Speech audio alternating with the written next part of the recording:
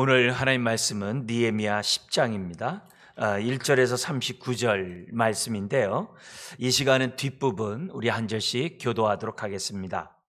10장 28절에서 39절 우리 한 절씩 교도하시겠습니다. 그 남은 백성과 제장들과 레위 사람들과 문지기들과 노래하는 자들과 느디님 사람들과 및 이방 사람과 절교하고 하나님의 율법을 준행하는 모든 자와 그들의 아내와 그들의 자녀들 곧 지식과 총명이 있는 자들을 다 그들의 형제 귀족들을 따라 저주로 맹세하기를 우리가 하나님의 종 모세를 통하여 주신 하나님의 율법을 따라 우리 주 여호와의 모든 계명과 규례와 율례를 지켜 행하여 우리 딸들을 이 땅 백성에게 주지 아니하고 우리의 아들들을 위하여 그들의 딸들을 데려오지 아니하며 혹시 이 땅 백성이 안식일에 물품이나 온갖 곡물을 가져다가 팔려고 할지라도 우리가 안식일이나 성일에는 그들에게서 사지 않겠고 일곱째 해마다 땅을 쉬게 하고 모든 빚을 탕감하리라 하였고 우리가 또 스스로 규례를 정하기를 해마다 각기 세겔의 3분의 1을 수납하여 하나님의 전을 위하여 쓰게 하되 곧 진설병과 항상 드리는 소제와 항상 드리는 번제와 안식일과 초하루와 정한 절기에 쓸 것과 성물과 이스라엘을 위하는 속죄제와 우리 하나님의 전의 모든 일을 위하여 쓰게 하였고 또 우리 제사장들과 레위 사람들과 백성들이 제비 뽑아 각기 종족대로 해마다 정한 시기에 나무를 우리 하나님의 전에 바쳐 율법에 기록한 대로 우리 하나님 여호와의 제단에 사르게 하였고 해마다 우리 토지 소산의 만물과 각종 과목의 첫 열매를 여호와의 전에 드리기로 하였고 또 우리의 맏아들들과 가축의 처음 난 것과 소와 양의 처음 난 것을 율법에 기록된 대로 우리 하나님의 전으로 가져다가 우리 하나님의 전에서 섬기는 제사장들에게 주고 또 처음 익은 밀의 가루와 거제물과 각종 과목의 열매와 새 포도주와 기름을 제사장들에게로 가져다가 우리 하나님의 전에 여러 방에 두고 또 우리 산물의 11조를 레위 사람들에게 주리라 하였나니 이 레위 사람들은 우리의 모든 성읍에서 산물의 11조를 받는 자임이며 레위 사람들이 11조를 받을 때에는 아론의 자손 제사장 한 사람이 함께 있을 것이요 레위 사람들은 그 11조의 10분의 1을 가져다가 우리 하나님의 전 곳간에 여러 방에 두되 곧 이스라엘 자손과 레위 자손이 거제로 드린 곡식과 새 포도주와 기름을 가져다가 성소의 그릇들을 두는 골방 곧 섬기는 제사장들과 문지기들과 노래하는 자들이 있는 골방에 둘 것이라. 그리하여 우리가 우리 하나님의 전을 버려두지 아니하리라. 아멘. 성벽이 재건되고 또 심령의 부흥 속에 언약갱신을 에스라엘 중심으로 하게 됩니다. 그래서 느헤미야를 보면 신앙생활이라는 것이 가만히 있으면 저절로 되는 것이 없다는 걸 다시 한번 생각하게 됩니다. 정말 아무것도 이젠 더 이상 우리는 소망이 없고 할 수 없다. 이젠 끝났다. 그런 상황 가운데서도 우리가 소망을 가질 수 있는 것은 하나님이 우리와 함께 하기 때문이죠. 그래서 항상 어떤 상황에 있든지 함께 하신 주님을 생각하면서 우리가 저절로 모든 것은 우리 일상생활도 마찬가지지만 신앙생활도 마찬가지예요. 저절로 되는 법은 없다. 그래서 우리가 무너진 성벽을 재건해야 되고 그리고 무너진 심령을 하나님의 말씀으로 바로 세워야 한다. 그래서 우리가 이 느헤미야에 나와 있는 이 안팎의 이 부흥, 재건 이런 것들은 오늘 우리들이 살아가는 데 있어서 개인적으로나 가정적으로나 교회적으로 국가적으로 매우 중요한 원리를 우리들에게 주고 있습니다. 그래서 성벽 재건을 통해 하나님이 함께하고 하나님의 은혜를 체험하게 되니까 그들이 드디어 하나님 말씀을 듣고 싶은 거죠. 하나님 앞에 올바로 살고 싶은 거죠. 그러니까 에스라 학사에게 나와서 율법의 말씀을 듣고 말씀을 들으니까 그들이 어떻게 돼요? 깨닫게 되죠. 뭘 잘못한지 알게 되고 회개하게 되고 또 각성하게 되고 더욱더 하나님의 말씀 알다 보니까 그것으로 끝나는 게 아니라 더욱더 알고자 했죠. 더욱더 알고자 했어요. 더욱더 알고자 그들이 했던 것을 보면 우리가 성경 공부하거나 신앙생활 할 때 하나님의 말씀을 대면하는 우리의 모습들은 부끄럽게 짝이 없죠. 그래서 그들이 정말 이 말씀을 받고자 했을 때 그들의 서서 하루 종일 듣는 자세나 정말 이 말씀 3시간, 기도 3시간 하는 그들의 일련의 모습이나 오늘 저와 여러분들이 정말 잘 기억해서 오늘날 우리가 회복해야 될 것들이 뭐냐면 수련회들이에요. 이 부흥회들이에요. 사경회들을 우리들이 회복해서 정말 우리 영혼이 잘된 같이 범사 잘 되고 강건한 그런 축복들을 저와 여러분들이 누려야 될 줄 믿습니다. 오늘 이 10장에서는 제가 제목을 율법과 성정 중심의 언약갱신, 우리가 하나님 앞에 헌신할 때는 이 두 가지 요소를 잊지 말자 해서 율법과 성정 중심의 언약갱신이라고 재무장, 재헌신이라고 말씀을 드렸는데 핵심 구절은 29절과 39절이에요. 29절 우리 한번 다 같이 한번 읽어볼까요? 다 그들의 형제 귀족들을 따라 저주로 맹세하기를 우리가 하나님의 종 모세를 통하여 주신 하나님의 율법을 따라 우리 주 여호와의 모든 계명과 규례와 율례를 지켜 행하여. 여기 초점 뭐냐면 율법을 따라. 항상 우리가 헌신할 때는, 우리가 재무장 때는 내 마음 내 의지가 아니라 항상 율법에 따라, 말씀에 따라, 우리 오늘날 얘기한다면 말씀에 따라 해야 한다는 것을 정말 우리들이 무엇보다 기억해야 되고, 또한 39절입니다. 한번 읽어볼까요? 곧 이스라엘 자손과 레위 자손이 거제로 드린 곡식과 새 포도주와 기름을 가져다가 성소의 그릇들을 두는 골방, 곧 섬기는 제사장들과 문지기들과 노래하는 자들이 있는 골방에 둘 것이라. 그리하여 우리가 우리 하나님의 전을 어떻게 한다고 그래요? 버려두지 아니하리라. 성전 중심. 우리가 이 성전이 성전답게 하는 것은 모든 신앙에 있어서 정말 아주 핵심이라는 사실을 우리가 잊어서는 안 됩니다. 그래서 우리 신앙이 하나님의 성전을 버려두지 않는, 성전을 성전되게 하는 그런 사역들. 예배도 다 뭐예요? 성전을 성전되게 하는 거죠. 그죠? 그리고 이런 예배 가운데 중심이 하나님의 언약의 말씀이기 때문에 언약의 말씀 오늘도 우리가 듣는 거죠. 그래서 세 가지 중요한, 오늘 좀 강조점 우리가 좀 여러분 강의에 따라서 한번 읽어볼까요? 첫 번째요, 언약갱신은 자기 의지와 자기 중심이 아니라 율법과 성전 중심으로 해야 한다. 그래서 율법과 성전 중심은 오늘날로 말하면 말씀과 교회 중심 신앙이에요. 항상 이게 중요해요. 그래서 하나님이 이제 은혜를 받으면 하나님께 가까이 가잖아요. 말씀 앞에 가까이 가잖아요. 하나님 앞에 가까이 간다는 얘기는 말씀을 사모한다는 거 아니겠어요? 근데 이런 사람들의 행동은요, 믿는 사람과 함께 있고 싶어요. 교회에 나오는 것을 굉장히 사모해요. 그래서 저 어렸을 때 이렇게 가만 보면 참 그때 감사했던 것 중에 뭐냐면은, 어떻게 학교를 갔다 올 때 곧장 집으로 안 가고 꼭 교회를 들렸는지 모르겠어요. 고등학교 때.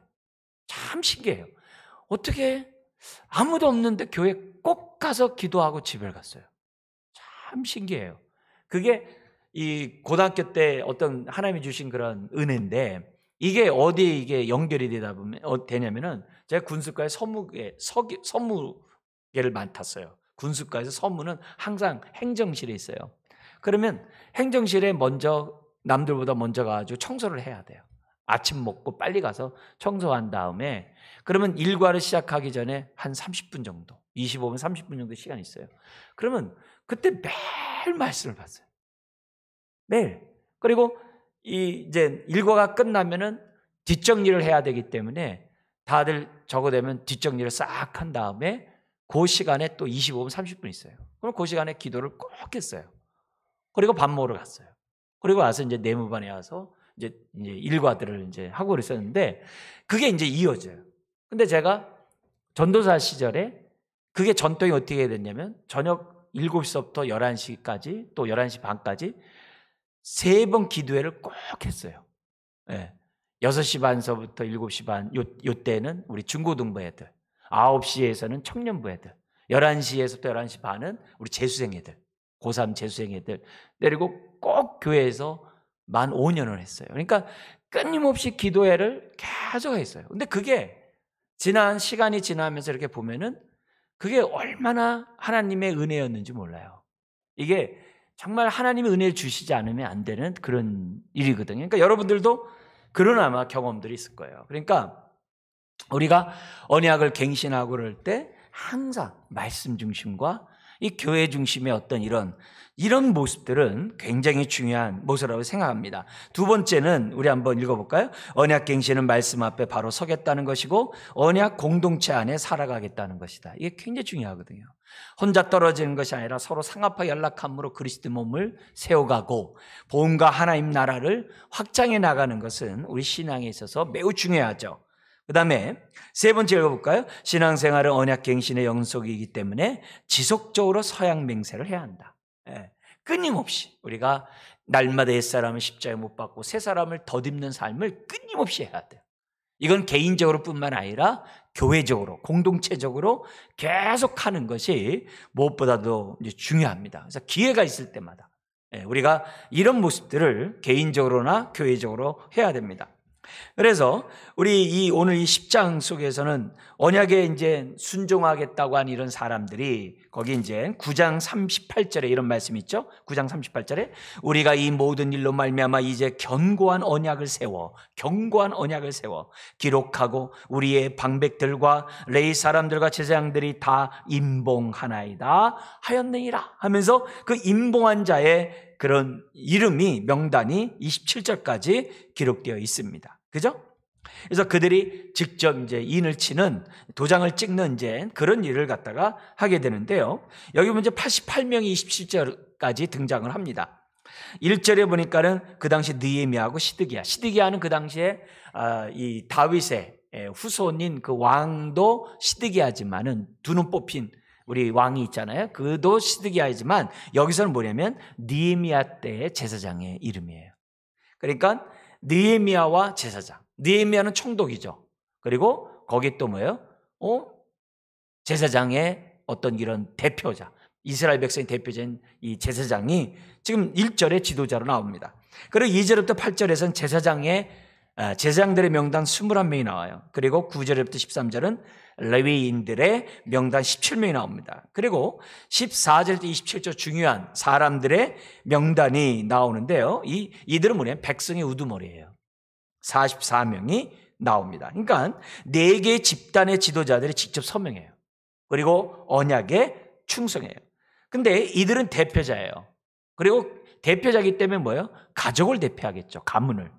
그러니까 이들만 한 게 아니라 그들 가문 전체가 한 마음으로 언약에 동참했다고 하는 것을 우리는 여기서 알 수가 있습니다. 자, 그런데 2절부터 8절까지 이렇게 보면 에스라의 이름이 없어요. 에스라가 이 모든 것을 주관했는데 에스라의 이름이 없어요. 그 이유는 제사장 그룹에서 제일 먼저 나온 스라야 집안에 속해 있기 때문에 별도로 기록할 필요는 없는 거죠. 그 집안의 어른을 이제 기록했다라고 볼 수 있습니다. 그리고 2절의 에레미야는 우리가 아는 예레미야가 아니에요. 스룹바벨과 함께 귀환한 제사장 가문의 이름인 것을 이 동명이인이라는 것을 기억했으면 좋겠습니다. 자, 그런데 여기 9절부터 이제 14절의 레위의 이름은 가문이 아니라 이제 개인의 이름이에요. 그러니까 개인이 그만큼 헌신한 그런 사람의 명단이 이제 기록되어 있는데요. 여기 14절부터 27절 한번 주목해 보십시오. 여기 14절부터 27절까지 백성의 우두머리 44명이 나왔는데요. 우리 보통 이스라엘 그럼 12지파잖아요. 그죠? 근데 12지파의 이름이 나온 게 아니에요. 이미 벌써 10지파는 아수르에 멸망해가지고서 흩어져 버렸기 때문에 이 2지파밖에 남질 않았거든요.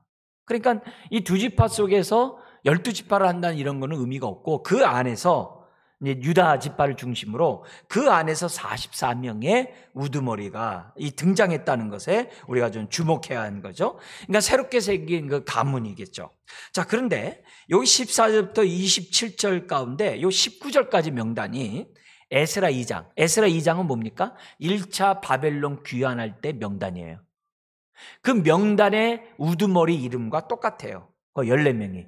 그 19절까지가. 14절부터 19절까지 14명의 명단이 1차 귀환한 사람의 명단과 같아요.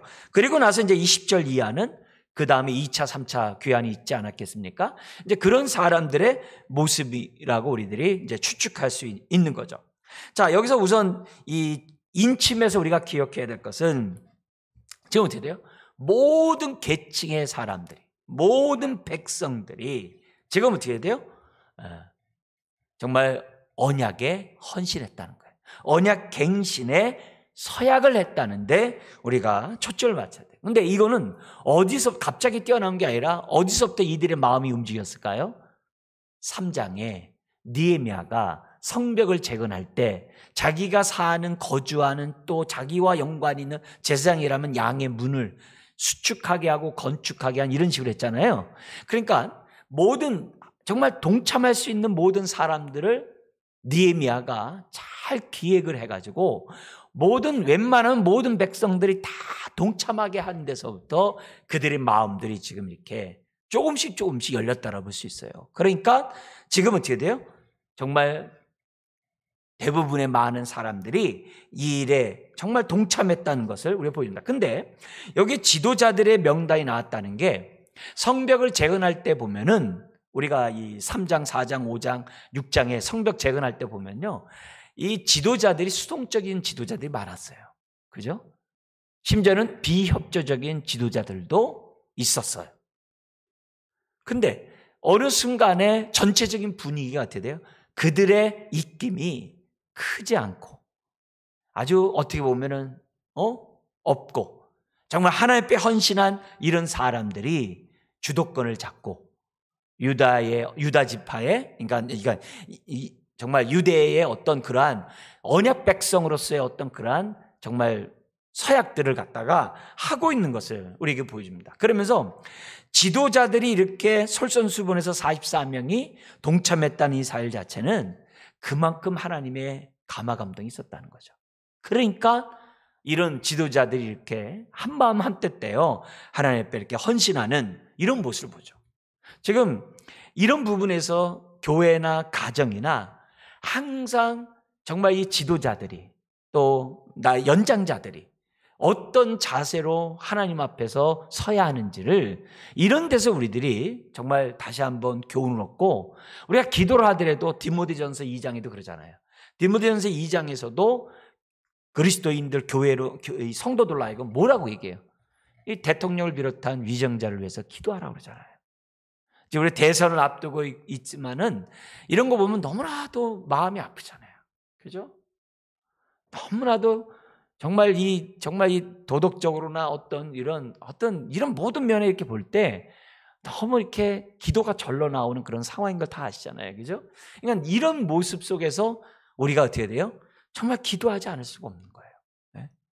정말 그런 부분에서 정말 항상 지도자가 문제거든요. 지도자가 바뀌면 정말 모든 것이 편안하고 모든 것들이 정말 위대한 일들을 행할 수 있는 일들이 많이 할 수 있음에도 불구하고 항상 반쪽이고 파편적이고 또 막 깨지고 망가지고 이런 것들이 얼마나 많은지 모릅니다. 그러나 이들이 정말 이 지도자들이 이렇게 솔선수범이 되어서 이 언약의 갱신에 인치는 이런 모습을 보면서 다시 한번 저를 비롯해가지고 우리 모든 사람들이 더구나 우리는 뭐예요? 왕 같은 제사장이잖아요. 왕 같은 제사장은 뭐예요? 이 땅을 놓고 우리가 두 손 들고 하나님께 기도해야 될 사명이 있는 사람들이잖아요. 그죠? 그러니까 우리들이 국방력이 좋다고 해서 강대한 나라가 아니잖아요. 천군 천사들이 불병거로 지켜주지 않으면 무슨 의미가 있겠어요? 그죠? 그런 의미에서 우리가 정말 기도해야 될 것들이 한두 가지가 아닌 것을 이제 보게 됩니다. 자, 이런 속에서 이들이 서약한 내용을 좀 보도록 하겠어요. 28절부터 39절까지 이들이 그 서약한 맹세한 내용이 나오는데요. 자, 여기서 맹세 가운데 우리가 주목을 해야 될 게 뭐냐면은 29절에 있어요. 뭐냐면은 저주로 맹세하기를 이렇게 했다. 저주의 맹세를 했다는 게 여기에 우리가 좀 주목해서 봐야만 합니다. 근데 그 저주의 맹세도 또 뭐예요? 율법을 따라. 원래 이 말씀 뭐냐면 기본적으로 신명기 28장은 축복과 저주장이에요. 그동안에 있었던 많은 출애굽기, 레위기, 민수기, 신명기에 있었던 많은 내용에 정말 하나님 말씀에 순종할 때 이렇게 복을 주고 순종하지 않았을 때 언의 축복에서 제외된다. 다른 말로 하면은 저주가 임한다 하면서 저주가 약한 데서부터 강한 것으로 이렇게 다 임한다는 순서가 있어요. 근데 그 순서는 이스라엘의 불순종한 역사 속에서 계속 나타나요. 그중에서 제일 센 저주가 뭐냐면 다른 나라로 포로로 끌려가는 거예요. 그러니까 바벨론 포로로 이들이 끌려갔던 거예요. 그리고 은혜로 돌아온 사건이 이들이 아닙니까? 근데 거기에 저주가 있어요. 축복과 저주가 있어요. 근데 이들은 축복의 말씀에 따라 맹세한 것이 아니라 저주의 말씀에 따라 맹세를 했다는, 그것도 뭐예요? 개인이 아니라 공동체 전체가 맹세를 했다는 이것. 이게 우리가 기대하는 이게 대부흥의 사건이에요. 예. 어느 한두 사람이 은혜 받고 어느 사람이 회개하고 언약에 갱신하는 게 아니라 모인 사람 전체가 정말 언약 갱신을 하는 이게 부흥이에요.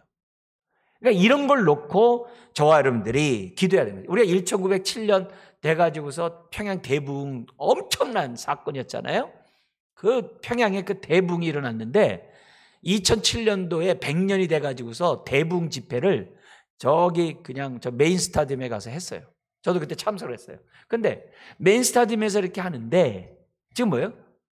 100주년 돼가지고 다시 부흥해달라고 지금 뭐냐면 모여가지고 하나님 앞에 기도한다고 하나님의 대부흥이 이루어지겠냐 이게. 거기 모인 사람들 물론 몇만 명이 모여서 했죠. 몇만 명 모여서 이렇게 한다고 해가지고 되냐 이게. 그렇지는 않아요. 그렇지만 그런 것들을 통해서 다시 한번 동기부여를 갖는 거예요. 그때 이제 그 설교하는 많은 사람들이 무슨 얘기 하냐면은 우리가 여기서 한번 모여가지고 단회적으로 이렇게 한다고 해서 될 일이 아니다. 정말 우리가 1907년도에 그 평양 대부흥을 경험하기 위해서 1903년도 원산 대부흥서부터 시작해가지고 얼마나 통해 자복하면서 언약의 갱신을 우리 선조들이 했는지 몰라요. 얼마나 많은, 특히 이 농한기 때에는요, 그 겨울에 그 추운 날에 정말 새벽 예배했죠. 아침에 오전 말씀을 배웠죠. 점심 먹고 나서 노방전도 했죠. 저녁에 또 와가지고 사경했죠. 밥은 자기네들이 알아서 불 떼서 먹고 그렇게 하면서 1주, 2주 이 농한기 동안에 얼마나 우리나라가 했는지 몰라요. 그러니까 그게 모아가지고 그때 기록을 보면은 목포에 있는 여인들이 2주 동안 먹을 양식을 머리에 짊어지고 애를 엎어주고 목포에 걸어왔다는 거 아니에요. 평양까지. 그런 게 그 당시 글이거든요. 그러니까 이런 부분들을 우리 기본적으로 있을 때 그게 어떻게 돼요? 하나님의 때에 그런 대부흥의 역사를 경험하는 거죠. 그러니까 이들이 지금 그걸 경험하고 있는 거예요. 역사적으로 끊임없이 경험해 왔던 거예요. 그렇다면은 하나님 우리들에게도 이런 은혜들을 다시 한번 허락하실 때 어떤 자세야 되겠어요? 여기서 말하는 정말 느헤미야에서 말하는 이 8장, 9장, 10장의 이런 모습들이 저와 여러분들이 있어야만 한다는 거죠. 자, 근데 저주의 맹세를 했다는 이 부분에 우리가 주목해야 됩니다. 여러분, 이 우리가 뭐냐면 제가 순종할 때 하나님 복 주세요 이런 기도 많이 해요. 제가 이렇게 하겠으니 하나님 나에게 응답해 주세요. 이런 얘기 많이 해요. 근데 정말 은혜를 받으면 오늘 이들이 했던 이런 맹세를 한다는 거예요. 하나님, 제가 이렇게 하겠습니다. 만약에 하지 않으면 신명기 28장에 있는 그 저주가 저에게 임하더라도 저는 아무 말 하지 않겠습니다. 다시는 제가 하나님 말씀을 떠나지 않고 다시는 우리들이 그동안 바벨론 갔다가 돌아온 사람들 아니에요? 심지어 거기서 태어난 사람들 아니에요? 그러니까 그런 수치스러운 삶을 다시는 살지 않겠습니다. 저희가 다시금 예전에 과거의 죄처럼 우리가 한다고 하면은 다시 또 포로로 끌려간다 하더라도 할 말하지 않겠습니다. 이런 저주의 맹세의 언약갱신을 지금 하고 있다는 거예요. 그러니까 이게 은혜가 없으면 안 되는 거예요. 이거는 자기를 복종하지 않으면 이건 할 수 없는 서약이에요. 하나님의 은혜가 정말 주의 영이 함께하지 않으면 안 되는 거예요. 축복의 서약은 얼마나 많이 하는지 몰라요. 축복의 서약은 누구나 다 해요. 누구나 해요. 그래놓고 뭐예요? 내가 순종하지 않으면 축복 안 받으면 말지 뭐. 이런 정도예요. 그게 아니라 하나님 말씀에 불순종하면 모든 저주를 내가 달게 받겠다고 하는 그런 서약은 남다른 서약이라고 말씀드릴 수가 있는 거예요. 그러니까 이런 모습을 우리가 생각하면서 내가 그동안에 내가 하나님 앞에 서온 기도들을 어떻게 했는지, 하나님 앞에 결단하고 헌신한 내용들을 어떻게 했는지를 저와 여러분들이 이 말씀의 거울에 비춰서 한번 보자는 거예요. 네. 보자는 거예요. 이거는요, 정말 자기 자신만 정말 이렇게 십자가에 못 박는 어떤 그런 태도가 아니에요. 분위기 전체가 지금 어떻게 돼요? 네, 서로 독려하고 격려하고 서로 다짐하는 그런 분위기인 거예요. 그러니까 이런 분위기가 되면 어떻게 돼요? 그렇게 할 의지가 떨어지고 그렇게 할 어떤 그런 모든 부분이 막 해가지고서 나태하고 게으르고 막 이럴 여지가 없는 거예요. 전체 분위기가 지금 어떻게 돼요? 정말 하나님 앞에 저주의 맹세를 하면서 주의 말씀에 순종하겠다고 했기 때문에 연약한 사람도 히브리서 12장에 있는 것처럼 하나님의 징계 채찍이 사랑하는 자에게 미침으로 어떤 일이 벌어진다고 그래요? 거기에 의의 열매를 맺는다고 그러잖아요. 그러기 때문에 저는 다리로 곧게 펴서 내가 어떻게 돼요? 믿음의 행진을 한다고 그래요. 어떻게 저는 다리를 곧게 펴서 행진을 할 수 있겠어요? 안 되거든요. 근데 그런 영적 분위기가 공동체 안에 있을 때는요, 연약한 정말 그 다리, 저는 다리를 할지라도 어떻게 돼요? 질질 끌고서라도 공동체와 함께 믿음의 경주를 다할 수 있다는 게 히브리서 12장이거든요. 지금 그런 분위기예요. 이 10장이. 그러니까 이런 분위기가 돼야 돼요. 그래서 교회에 막 누가 열심히 하고 막 주님 앞에 막 헌신하는데, 그래 나도 옛날에 다 해봤어 뭐, 그래 은혜 많이 받아라, 이런 식으로 정말 그런 어떤 그런 분위기, 그런 생각, 그런 말, 이건 큰일 나는 거예요. 사랑은 허다한 죄를 덮는다 라는 말이 있잖아요. 사랑은 허다한 죄를 덮는다 라는 말 속에는 뭐가 있냐면은 죄를 억제한다는 뜻이 들어있어요. 그러니까 죄를 억제하기 때문에 죄가 막 나올 수 있는 그 모든 것들을 억제시켜서 그럼에도 불구하고 죄악된 행동이 나올 때 그걸 어떻게 돼요? 용서함으로 덮어준다는 거예요. 그러니까 사랑은 허다한 죄를 덮는다는 게 죄를 무시한다는 게 아니라 죄의 권세를 억제하고 짓누른다고 하는 그런 내용이 있는 거거든요. 그러니까 이게 심령의 부흥, 또 심령의 부흥이 있으면 어떻게 돼요? 육체적이 일어나더라도 억제하고 새 사람 덧입는 거고, 교회 안에 정말 하나님의 은혜가 부흥이 임하면 어떻게 돼요? 그 나태하고 게으르려고 하는 그런 것들이 어떻게 돼요? 다 억제되고 정말 하나님이 원하는 방향으로 교회가 갈 수 있다는 거예요. 그걸 놓고 우리가 이 밤에 또 기도하고 또 우리가 일생 이 말씀을 생각하면서 하나님 앞에 우리가 율법, 말씀에 따라 서약하는 저와 여러분들이 돼야만 한다는 거죠. 그래서 헌신 없이, 결단 없이, 어떤 하나님 앞에 서약 없이 여러분 지금까지 해왔다면 정신 바짝 차리셔야 돼요. 바짝 차리세요. 그만큼 은혜가 나한테 안 임했다는 거예요. 그만큼 하나님의 그 성령님의 강권하시는 그 능력을 내가 그렇게 경험을 못했다는 거예요. 다른 말로 하면 그리스도의 사랑이 나를 강권한 그런 경험이 잘 없기 때문에 서약하고 맹세하고 결단하는 부분이 없었다는 거예요. 그러니까 그런 의미에서 우리가 어떻게 돼요?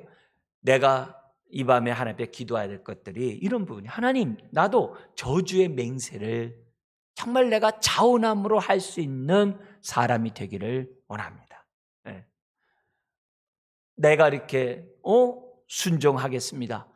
그러면 내가 이렇게 복의 통로가 될 줄 믿습니다. 이런 쪽으로 해가지고서 그냥 아니면 말면식으로 이렇게 하는 이런 모습으로는 우리가 어떻게 돼요? 네, 부흥을 경험하기 어렵죠. 성벽 재건도 될 수가 없고 심령의 재건도 될 수가 없죠. 그러니까 하나님 나에게 은혜를 달라고. 근데 은혜는요 항상 우리에게 강같이 흐르고 있어요.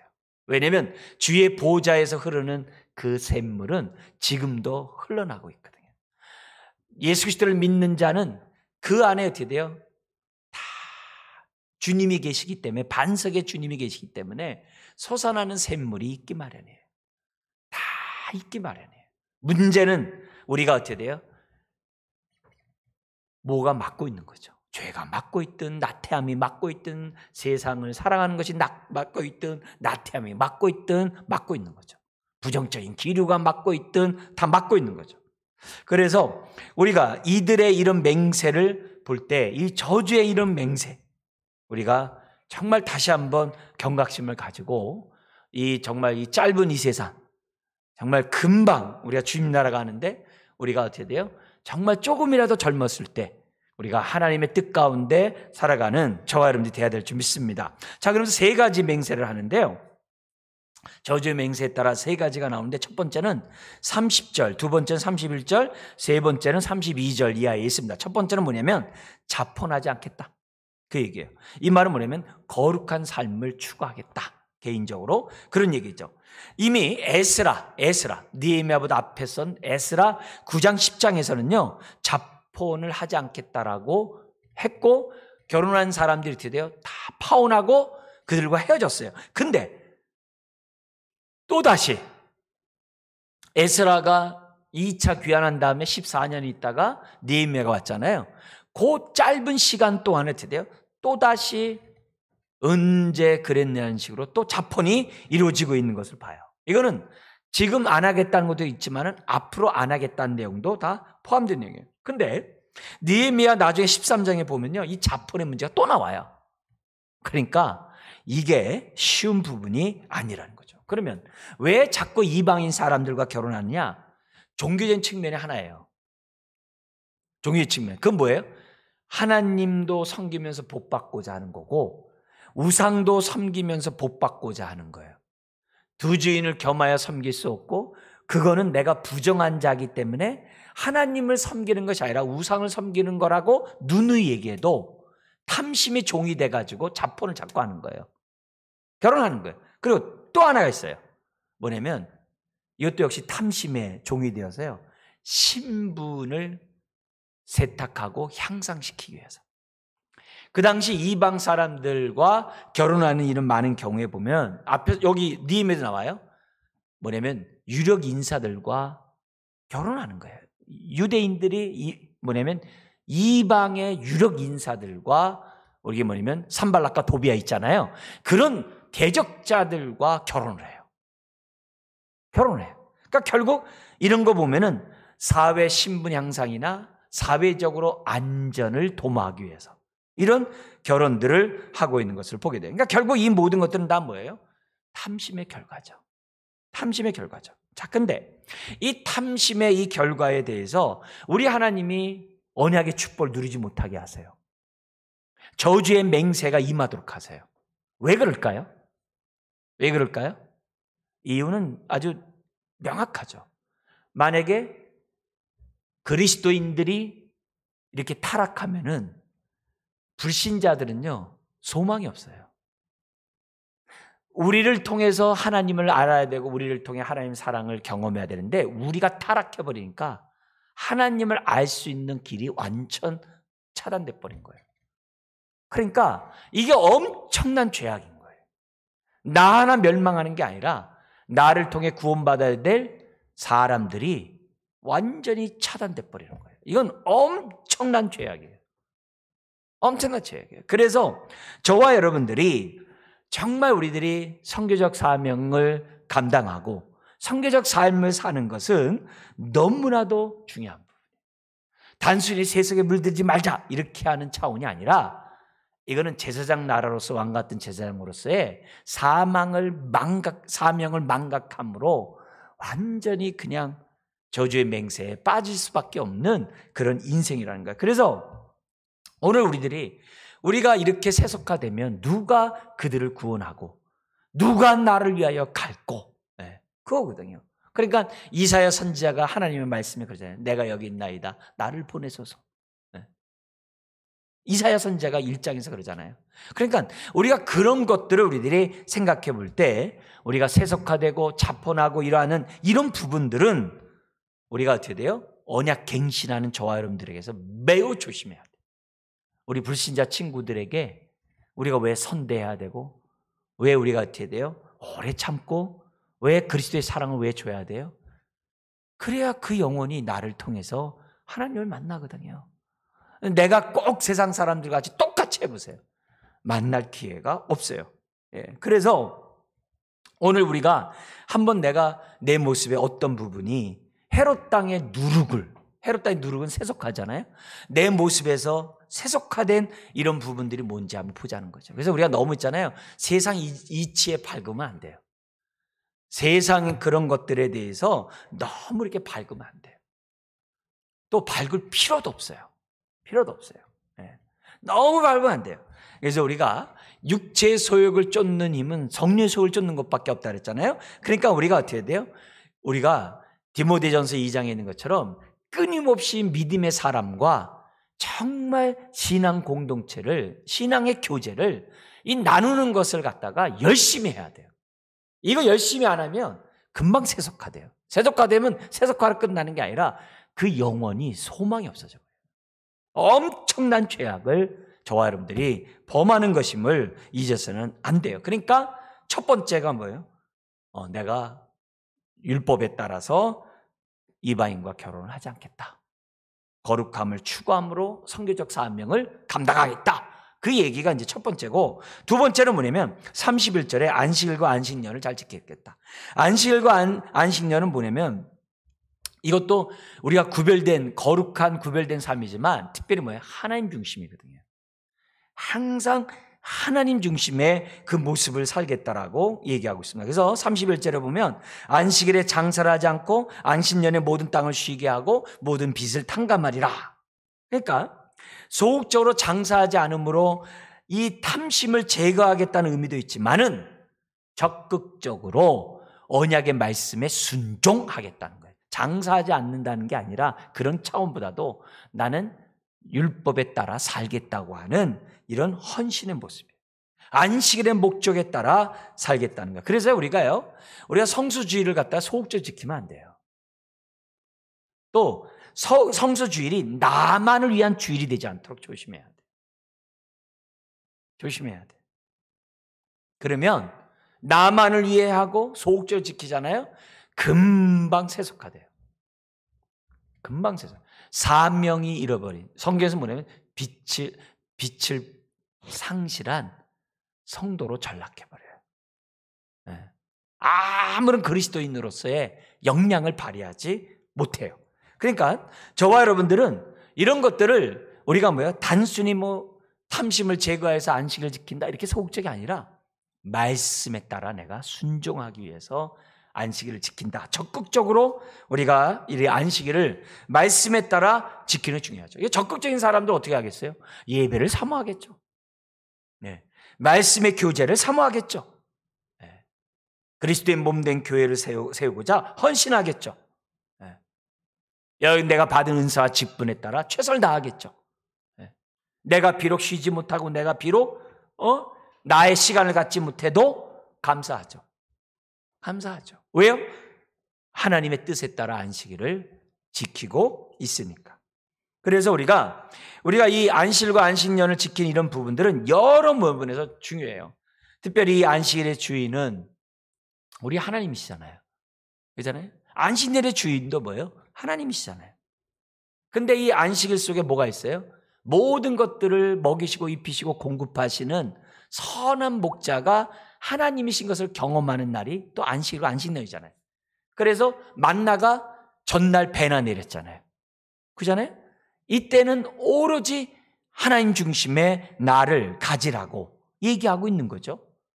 그죠? 그렇다고 한다면 우리가 이 성수주의를 할 때 그날이 나의 날이냐 이게 주의 날이죠.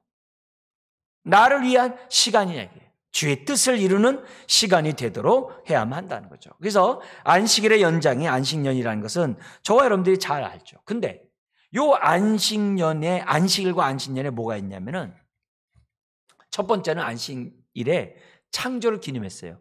근데 출애굽한 다음에 구속이 플러스가 돼요. 그래서 안식일 얘기하면서 창조와 함께 구속이 꼭 들어가요. 꼭 들어가요. 그게 완성된 게 주일이에요. 그러면 주일날 어떻게 된다는 거예요? 구속의 의미가 꼭 들어가야 돼요. 구속의 의미가 꼭 들어가야 돼요. 구속의 의미 가운데 오늘 본문은 뭐 있어요? 종되었던 자가 자유케 되고 빚이 탕감받는 자유의 모습이 꼭 들어가야 되는 거예요. 그래서 안식일을 우리가 거룩히 지키면서 성수일하면서요, 내가 누구를 자유케 했는지가 꼭 체크를 해야 돼요. 내가 나만을 위한 게 아니라 내가 누구를 자유케 했는지를 체크해 보셔야 돼요. 체크하셔야 돼요.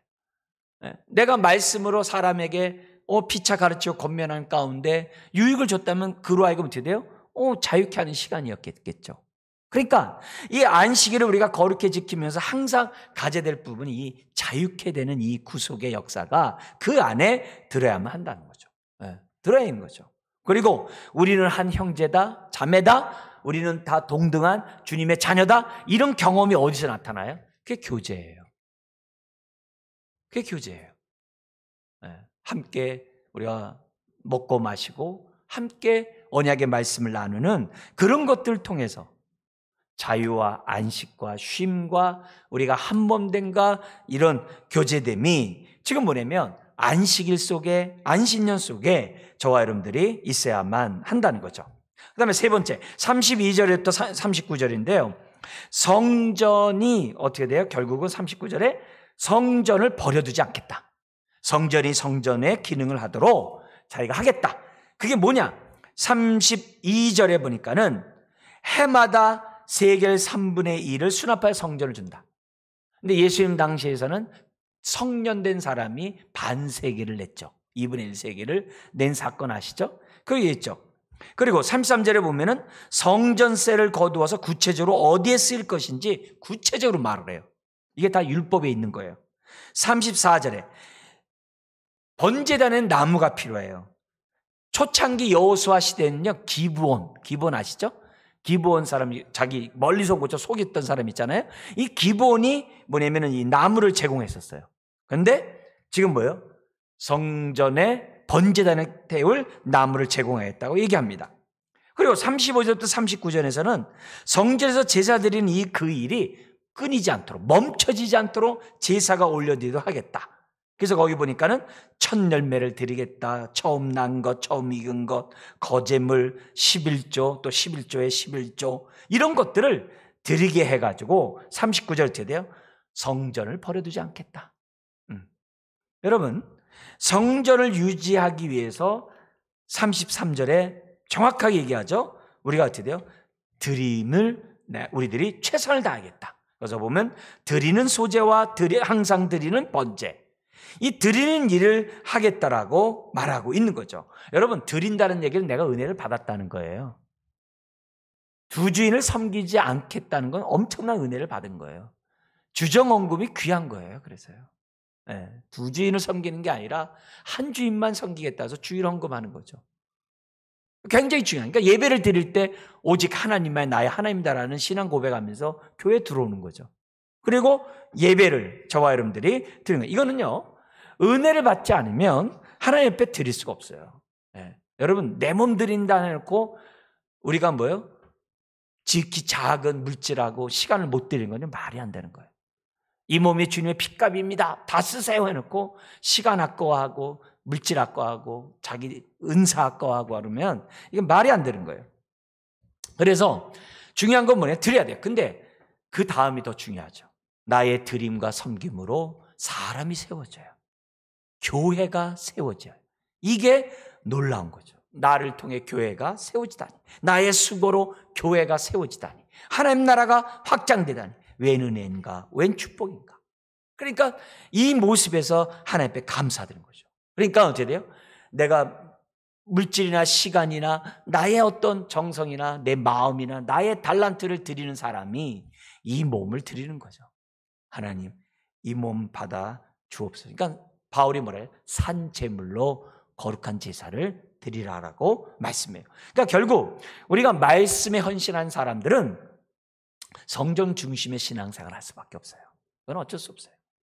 그래서 항상 우리가 개인과 하나님과의 관계만 거기에 머물지 말고 성경 중심의 공동체 영성으로 빨리 자라가는 저와 여러분들이 돼야만 합니다. 이건 자연스러운 귀결이에요. 그래서 오늘 이 10장을 통해서 내 모습을 한번 비춰보셔야 돼요. 나는 율법과 성전 중심의 언약 갱신을 나는 정말 매 순간 하고 있는가? 예. 말씀 앞에 서고자 하고 공동체를 정말 사랑해서 모이기를 힘쓰는 그런 자로 주 앞에 서 있는가? 예. 내 모습을 저와 여러분들이 살펴보셔야 돼요. 이거는 정말 하루라도 젊었을 때 저와 여러분들이 하는 거죠. 동시에 나의 섬김으로, 나의 드림으로 교회가 세워지고 성도들이 세워지고 있는 것에 대해서 하나님께 감사하는가? 나를 통해 정말 이렇게 하는가? 근데 여기 보니까 34절에 보니까 어떻게 돼요? 나무를 갖고 오겠다고 그러잖아요. 그잖아요? 여기서 뭐라는 얘기예요? 교회에 필요한 것이 무엇인지 봤다는 거예요. 그래서 그 필요한 부분을 자기네들이 하겠다는 거예요. 이런 것들이 중요한 거죠. 굉장히 중요한 거죠. 그리고 35절 36절에 첫 것을 드린다는 얘기는 뭐죠? 히브리인들은요, 모든 것 드리겠습니다예요. 첫 것은 모든 것이에요. 11절을 드린다는 얘기는 10의 10을 드린다는 거예요. 그래서 10의 9가 하나님의 뜻대로 써야 11조가 11조가 되는 거예요. 10의 9 11조 드렸기 때문에 10의 9는 내 마음대로 드린다? 그건 11조 안 받으세요. 그렇게 하면 안 돼요. 11조는 10의 10을 주 앞에 드린다는 고백인 것을 지금 이 성경을 통해서 우리들이 다시 한번 기억했으면 좋겠어요. 그리고 나서 37절. 거기 보면 뭐냐면은 우리 가운데 지금 뭐예요? 우리 가운데 지금 뭐예요? 레위 사람들이 어떻게 돼요? 가난한 자들이 생겨나지 않도록 하겠다는 내용이 37절 안에 있어요. 레위 사람들은 정말 이 말씀과 성전 중심에 있어서 핵심적인 사람이에요. 근데 이런 사람에게 가난한 사람이 없도록 하겠다고 그랬어요. 그래서 그들에게 어떻게 돼요?